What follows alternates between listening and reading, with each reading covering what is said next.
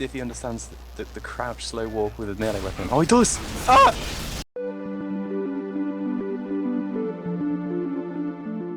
Hey guys, welcome to a new video. This is going to be another Hats Galore where I talk about recent unusual hat unboxes, whether it be high tier or just new hats that have come into the game which are now unboxable. This week in particular has been pretty crazy, seeing as there have been 5 new confirmed hats that are unboxable as an unusual from the Love and War update, and there have been quite a few god tier effects unboxed on fairly new hats, so let's get straight to it. Around an hour before my last video there was a Burning Flames Dread Hiding Hood unboxed. Now I always knew that this hat would be really high tier, probably the highest tier sniper hat unusual, though it's actually surpassed all my expectations and it's probably the most expensive sniper unusual in the game now. I thought, you know, Burning Veils can go for anything from like 40 to 45 now if they've got a clean short history, buds that is, and this hat sold for 80 buds, maybe even 90 in unusuals.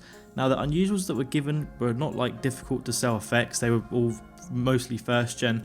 And the funny thing about this is the guy was going to take 40 buds pure, but then Neymar came out of nowhere and just sort of blew everyone out the park with his offer, and the guy accepted in a heartbeat, or you know, so I'm told. And well, it's good it went into a collector's backpack. Obviously we saw the Burning Kiss King get sold to like 3 or 4 different people within a few days, and now there's 2 of them on the market. But I myself am going to hope that a Sunbeam's one comes about, as I think this could be an awesome hat to have, you know, for my collection at least. But congrats to Neymar on adding to his collection, and here's a snazzy SFM picture by Retro. Another big unbox we had this week was the Scorching Aviators Assassin, which is a hat for the spy. It's pretty much like a pilot's hat, though it is very comparable to the team captain, if I don't say so myself. Some of you might agree, some of you might not, but I think everyone can see the similarities. And it's already got offers of 20 plus in unusual, some of the offers including things like Sunbeam's Blighted Beaks, which is obviously missed for the medic, not very hard to sell at all. So it's getting good offers, and a big congrats to you, Loki. He did say that he watched my videos, so I appreciate that, and I'm glad your unboxing paid off. Something I do want to lightly mention though is, I don't know if you guys remember, but I mentioned, or you know, raised the idea that maybe Valve have tampered with drop rates with these unusual effects lately. Ever since the Burning Shaman came about, I sort of had a creeping thought maybe they've, you know, tampered with things slightly just so that we see some new hats with first gen effects. Though recently obviously Valve have added the description to crates that tells you what kind of gen effects you can get from those crates, so maybe that's just encouraged more people to use crates under Series 25. But even so, I just think these first gen effects are coming into the game far more frequently than they once did. So let me guys know what you think in the comments, and yeah, let's get to it. Bet you didn't expect that. A Burning Flames Aviators Assassin got brought into the game, and you know, again, another first gen effect. I think there are only like 4 or 5 of these on Outpost, you know, just in unusual form. So the fact that there are a Burning Flames version and a Scorching one, it's just crazy, and I'm sure this will get picked up by a collector for, you know, quite a substantial amount. I know that a Scorching team captain has been offered on it, though they do want the person that has this Aviator to add something to that offer.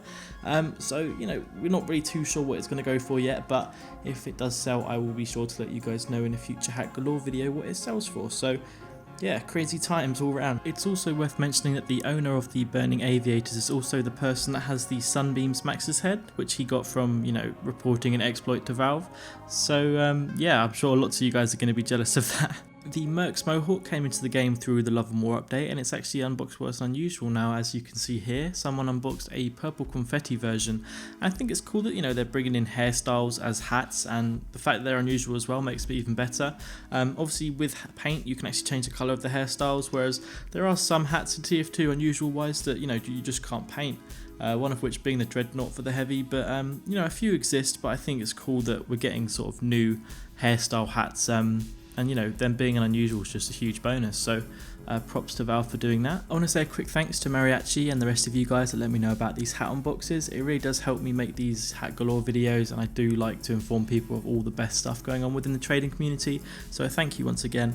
And I was super happy to find out that the Sweet Ninja Hood is now unboxable as an unusual. I've already got a level 100 version of the hat, not in unusual, but you know, I wanted the full set. I'm still missing the red socks. I just literally like this hat a hell of a lot. And I was really hoping that it was unboxable as an unusual, in hope that maybe I can get a Sunbeam's one. I think it would go really nicely with, you know, my Kabuto and Samurai and such. And who knows, maybe they'll bring out some more martial arts sort of stuff for the Scout now, maybe even, you know, a mini Hasa Toichi. That would be awesome.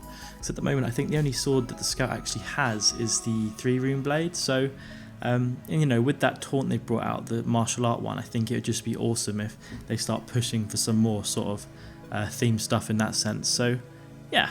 The Albrero for the Demo Man is now unboxable as an unusual, as you can see here, as the guy did unbox a Cloud9 version. It's untradeable since I think the keys he bought were untradeable, but yeah, this is actually the hat that they used as the icon or part of the icon for the stockpile crate, so be interesting to see how high tier this hat is when it does get the you know, higher tier effects on it. But yeah, thought I'd let you guys know. The Employee of the for the Pyro is now unboxable as an unusual. It is pretty much a play on words, obviously, as Pyro, you know, its speech is kind of inaudible, but yeah, we got a Dead President's one here, also untradeable, but you know, just proof that it does exist in unusual. Just like the Mercs Mohawk, we have another unusual hairstyle, which is the Spook Specs. It's a hat for the soldier, but obviously if you were to use paint on it, it would change the hairstyle, which is pretty cool. Kind of does change the appearance of the soldier quite a bit, so it'll be interesting to see how much this fetches. It is one of the first of its kind, just simply as an unusual, and the fact we've got a Scorching one is pretty crazy. But like I said, we are seeing more first gen effects now, and yeah, I'll be really interested to see what this guy manages to get for it. Notable though, this guy is also the person that unboxed the Circling Hearts Combustible Kabuto, which is obviously again a first gen effect on a new hat that came to the game, so big congrats to you, Cabbage. The final trade I'm going to mention is the Sunbeam Style Helm that was unboxed not too long ago. It is very sought after, one of the fewest sort of style helms that are in existence, and it's already been offered a Scorching Style Helm plus a green energy beak, so that kind of just shows how rare it is.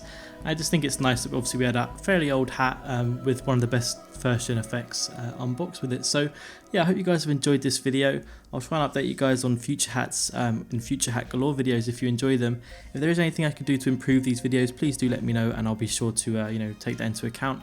And yeah, leave a like if you did, and I will see you next time. Bye.